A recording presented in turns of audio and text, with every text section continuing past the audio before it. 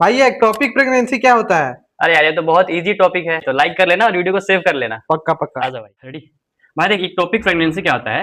Fertilise ovum implant outside the uterine cavity, मतलब जहां पे इसको इम्प्लांट होना चाहिए इसको ग्रोथ के लिए, वहां इम्प्लांट ना होके यूट्राइन कैविटी के आउटसाइड मतलब अदर पार्ट में ये इम्प्लांट होने लगता है। ठीक है, देखो कहाँ कहाँ साइट जो है वो ज्यादा इम्प्लामेंटेशन इसका होने लगता है। तो देखो फैलोपियन ट्यूब, जो फैलोपियन ट्यूब होता है ना, उसमें 95% चांस होता है कि ये इम्प्लांट हो सकता है जो ओवम है। ठीक है, then ampulla, isthmus, ovary, cervix and abdominal cavity, ये सब जो है क्या है?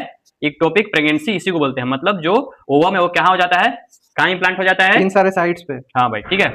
देखो इसका रिस्क फैक्टर क्या क्या हो सकता है? तो प्रीवियस इक्टोपिक प्रेगनेंसी, अगर किसी मदर को पहले से इक्टोपिक प्रेगनेंसी है तो उसको उससे क्या होता है, नेक्स्ट जनरेशन में क्या होता है, रिस्क हो सकता है। ओके, पेल्विक इन्फ्लामेशन डिजीज यानी कि पीआईडी। ओके, ट्यूबल सर्जरी, ठीक है, आईवीएफ करवाने से भी इक्टोपिक प्रेगनेंसी होने का रिस्क होता है। ठीक है भाई, स्मोकिंग करने से भी और इंट्रायूट्राइन डिवाइस यूज करने से, बट इसके रेयर होता है चांस, इक्टोपिक प्रेगनेंसी हो सकता है बट चांस रहता है। ठीक है, अब देखो इसका साइंस सिम्टम क्या देखने को मिलता है? तो एमनोडिया, ठीक है, पेल्विक पेन होगा, वेजाइनल ब्लीडिंग, डिजीनेस, शॉक हो सकता है और सोल्जर टीप पेन होता है। अब आप लोग बताइएगा एमनोडिया किसको बोलते हैं? ठीक है, कमेंट में। डायग्नोसिस इसको कैसे कैसे पता कर सकते हैं?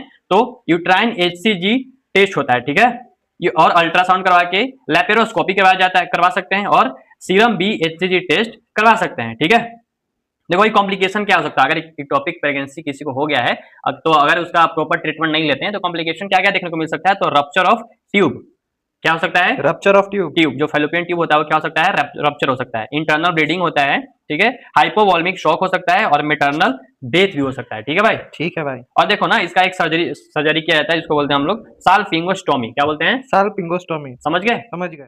तो समझ गए भाई? हाँ भाई। तो लाइक कर देना और शेयर भी कर देना। ओके। रुक जा भाई, सेव करना नहीं भूलिएगा। ठीक है, okay okay. Thank you so much.